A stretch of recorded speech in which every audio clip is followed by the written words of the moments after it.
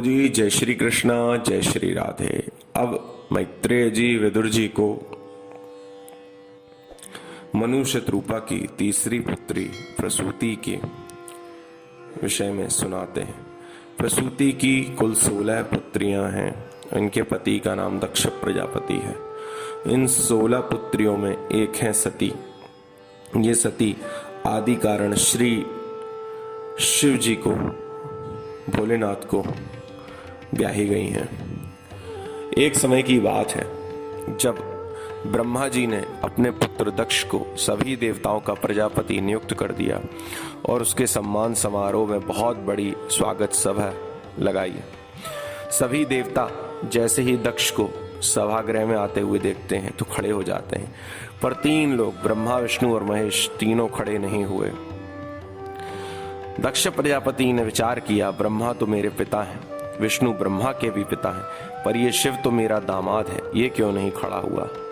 क्रोध में भरा हुआ, ईर्ष्या से भरा हुआ दक्ष कहता है कि देखो हे देवताओं, इस सभा में बैठे सभी लोगों सुनो, मैं ईर्ष्या या क्रोधवश नहीं कहता हूं,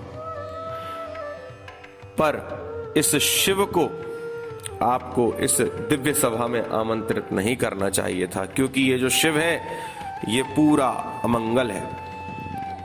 भगवान विष्णु को देखो कितना सुंदर श्रृंगार किए हैं, सभी देवता कितने सुसज्जित होकर आए हैं, पर ये शिव, इसे तो बैठने उठने का सलीका ही नहीं है। जटा भस्म रमाए रहता है, बाल गुथे हुए हैं, शमशान की भूमि, शमशान की राख अपने शरीर पर लगाता है। इसे हम सम्मानितों में बिठाना नहीं चाहिए। तब किसी ने कहा, रे जब ये इतना बुरे लगते हैं तो इन्हें अपना दामाद क्यों बनाया। तब दक्ष कहता है, मैं अपने पिता ब्रह्मा के आदेश का पालन करने के कारण इसे अपना दामाद बना बैठा, पर यह तो पूरा अमंगल रूप है। भूत गणों को, प्रेत पिशाचों को अपने साथ लिए घूमता है। इसे उठने बैठने का कोई आचार विचार व्यवहार नहीं है। तब यहां नंदीगण को क्रोध आ गया और नंदी बोल पड़े कि हे दक्ष, एक बात बताओ, तुम किस मुख से भगवान शिव की इतनी बुराई कर रहे हो। भगवान शिव को जानते हो, उनकी महिमा अपरंपार है। संसार में जिसे सब त्याग देते हैं उसे भगवान शिव अपनाते हैं। जिन बिच्छुओं को लोग अपने पैरों से कुचलने लगते हैं, भगवान शिव उन्हें अपना गण बना लेते हैं। जिस सांप के सिर को सब फण को कुचलना चाहते हैं, भगवान ने उन्हें अपना हार बना लिया। जो सबसे तिरस्कृत होता है, भगवान शिव उसे पुरस्कृत कर देते हैं। नंदी इस प्रकार से बड़ाई करने लगे। तभी दक्ष को टोकता हुआ देख करके भृगु जी महाराज बोले कि नंदी, दामाद ससुर की बात चल रही है, तू क्यों बीच में बोल रहा है। जा, मैं तुझे श्राप देता हूं, तुझ जैसे भगवान शिव के सभी गण पाखंडी हो जाएं। तभी नंदी ने भृगु को श्राप दे दिया कि जा, सब ब्राह्मण भिखमंगा हो जाएं। इस प्रकार से शापाशापी होने लगी। भगवान शिव ने देखा कि सभी एक दूसरे के विरुद्ध में कटु वाक्य बोले जा रहे हैं, तो अपने गणों को लेकर के भगवान शिव वहां से चले गए। जो सरल पुरुष होता है वो विवादों में नहीं पड़ता और वहां से चुपचाप निकल जाता है। भगवान शिव ने भी वैसा ही किया। पर दक्ष प्रजापति ईर्ष्या की आग में जलता रहा और उसने एक दिन बहुत बड़ा यज्ञ हरिद्वार में कनखल में रखा। उस यज्ञ में सभी देव देवताएं, देवांगनाएं, अप्सराएं, नाग, गंधर्व, किन्नर सभी को बुलाया गया, पर भगवान शिव को और सती को नहीं बुलाया गया। देखो भैया, जब 2 भाइयों में लड़ाई होती है या घर के 2 सगे संबंधियों में लड़ाई होती है तो तीसरे बड़ा हंसी उड़ाते हैं, बड़ा मजा लेते हैं।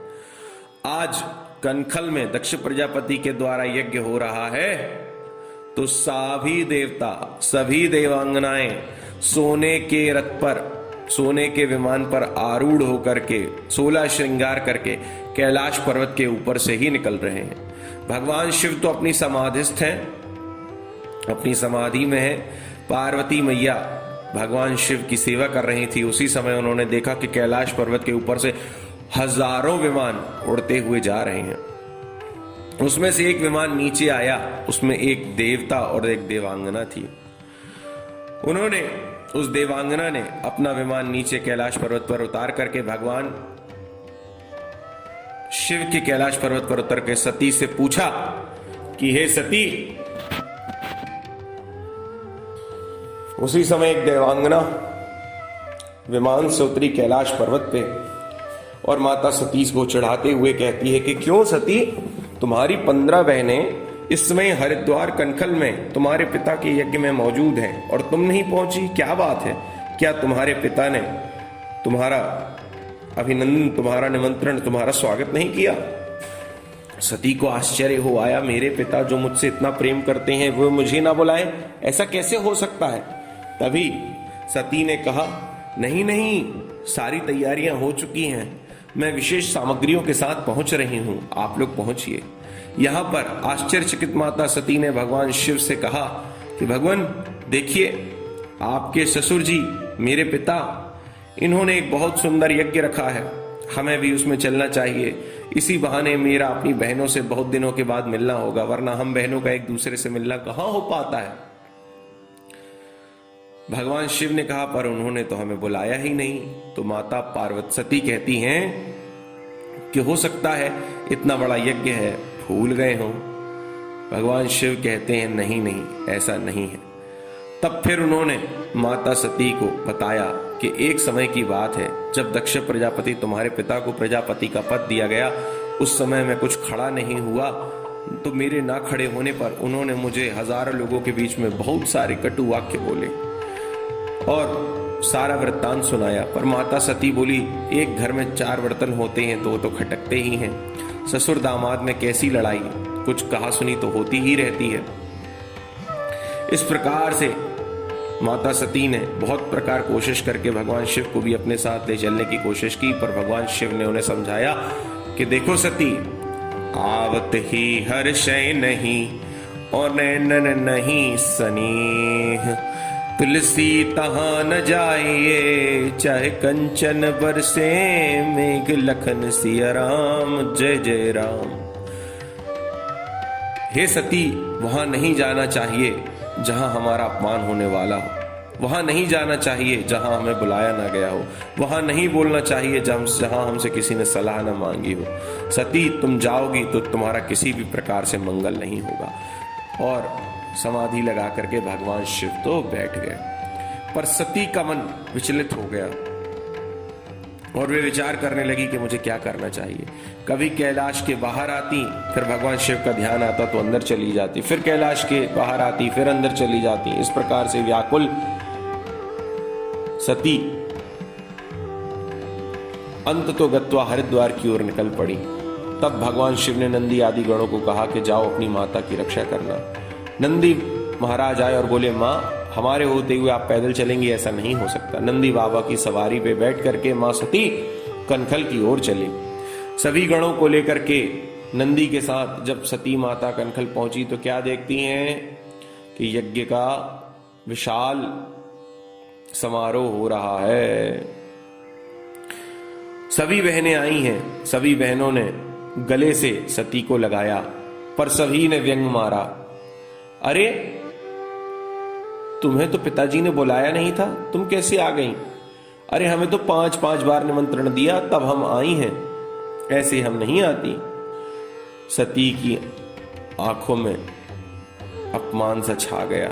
उन्होंने आंखें झुकाई और अपनी मां के गले जाके लग गई। मां ने हृदय से लगाया। मां को बड़ी प्रसन्न था कि सती आई हैं।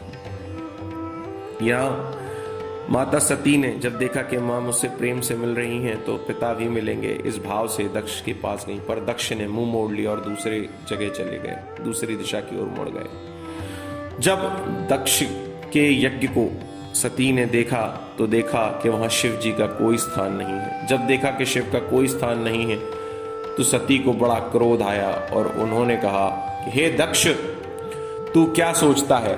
भगवान शिव के यज्ञ भाग के बिना तेरा यह यज्ञ पूर्ण हो जाएगा? तो तू यह गलत समझता है।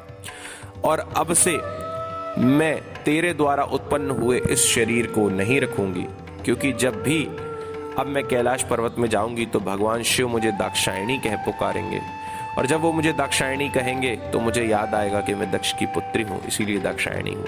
इसीलिए अब मैं शरीर को नहीं रखूंगी। योग में स्थित होकर के, समाधिस्थ होकर के योग अग्नि की ज्वाला में माता सती ने अपने आप को प्रज्वलित करके भस्म कर लिया। यहाँ नंदी आदि गणों ने जब देखा कि माँ का शरीर शांत हो गया है तो वे देवताओं से भिड़ गए।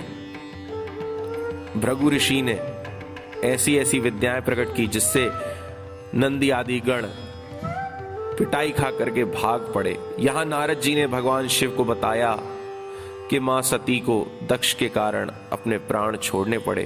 दक्ष ने आपका अपमान किया और मां सती उसे सह ना पाई। भगवान शिव ने अपनी एक जटा उखाड़ी और वीरभद्र को प्रकट किया। वीरभद्र ने कहा, महाराज मेरे लिए क्या आदेश है? तब भगवान शिव ने कहा, जाओ दक्षम स यज्ञम यही, दक्ष के यज्ञ को नष्ट कर दो। वीरभद्र दक्ष के यज्ञ की ओर बढ़ रहे हैं और नंदीगण, भूत प्रेतादिगण दक्ष के यज्ञ से पिट करके आ रहे हैं शिवलोक की ओर। पर जब उन्होंने वीरभद्र को देखा तो वे समझ गए कि ये भगवान का ही भक्त है, भगवान शिव का ही गण है। अब उनकी शक्ति और बढ़ गई कि इतना बड़ा योद्धा हमारे साथ है, हमें डरने की जरूरत नहीं। वे वीरभद्र के साथ फिर दक्ष यज्ञ की होर हो लिए और वहां पर दक्ष के यज्ञ में दक्ष का सिर काट करके वीरभद्र ने उस सिर को कुंड में डाल दिया। दक्ष का धड़ एक तरफ पड़ा है और दक्ष का सिर काट करके यज्ञ कुंड में डाल दिया है। भृगु ऋषि की दाढ़ी नोच ली, पूसा के दांत तोड़ दिए।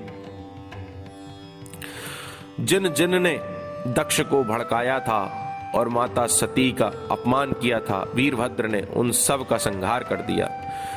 वहीं देवता भागे भागे ब्रह्मा जी के पास गए और सारा वृत्तांत कह सुनाया। ब्रह्मा जी ने कहा, देवताओं, जब मैं और विष्णु नहीं गए तो आप क्यों गए? तब देवताओं ने क्षमा मांगी और ब्रह्मा जी को आगे करके शिवलोक की ओर चले। शिवलोक में देखा भगवान शिव समाधिस्थ हैं। ब्रह्मा जी गए तो शिव जी ने ब्रह्मा जी का पिता तुल्य सम्मान किया। तब ब्रह्मा जी ने देवताओं को इशारा करके बुलाया और देवताओं ने शिव जी के सामने अपनी सारी बात कही कि महाराज, वे यज्ञ तो विध्वंस हो गया है, आप उसका कल्याण कीजिए, उस यज्ञ को पूर्ण कीजिए। भगवान शिव ने कहा, जब हमारा कोई भाग ही नहीं है तो हम वहां जाकर के क्या करेंगे? तब देवताओं ने कहा कि महाराज, आज से यज्ञ की अवशेष जो भी सामग्री बचेगी वो आपका ही भाग होगा। भगवान शिव संतुष्ट हो गए। हरिद्वार कनखल पहुंचे तो देखा यज्ञ आधा अधूरा पड़ा है। ससुर की धड़ एक तरफ पड़ा है और कुंड में सिर पड़ा है। ये देख करके शिव भगवान को बड़ी दया आई। उन्होंने बकरे का सिर जोड़ दिया। जैसे ही बकरे का सिर जोड़ा और दक्ष के प्राण आ गए तो वही दक्ष जो बड़ा अहंकार में भगवान शिव को कटु वाक्य कहता था, आज बकरे का सिर लगा करके भगवान की स्तुति कर रहा है। पर जब वो बोलता है तो बम बम ऐसी आवाज आती है। भगवान शिव को हंसी आ गई। इसीलिए मेरे भाइयों, आज भी जहां जहां ज्योतिर्लिंग है वहां जब भस्म आरती होती है तो भगवान शिव के जो पुजारी होते हैं मंदिर के, वो बम बम अवश्य बोलते हैं। क्यों? क्योंकि भगवान ने जब दक्ष के यज्ञ में दक्ष के मुख से अपनी स्तुति सुनी, उस समय बकरे का मुख लगा होने के कारण जब दक्ष यज्ञ बोल रहे थे तो बकरे की सी आवाज आ रही थी, इसलिए भगवान को हंसी आ गई। इसीलिए आज भी प्रसन्न करने के लिए सभी पुजारी जो शिव मंदिर में हैं वो जब भस्म आरती करते हैं तो बम बम अवश्य बोलते हैं। तो भैया, इस प्रकार से दक्ष के यज्ञ को पूरा किया गया। भगवान शिव ने सभी को संतुष्ट किया और यहाँ भगवान नारायण ने एक वाक्य कहा है कि जो वैष्णव है वह कभी शिव से विरोध नहीं करता और जो शैव्य है वो कभी विष्णु भगवान से विरोध नहीं करता। विष्णु भगवान के सबसे बड़े भक्त शिव हैं और शिव के सबसे बड़े भक्त भगवान विष्णु हैं। यहाँ वही सती पर्वतराज के यहाँ प्रकट हुई और पार्वती कहलाई। कठिन तप करके इन्होंने भगवान शिव को पुनः प्राप्त किया। जय जय श्री कृष्णा, जय जय श्री राधे।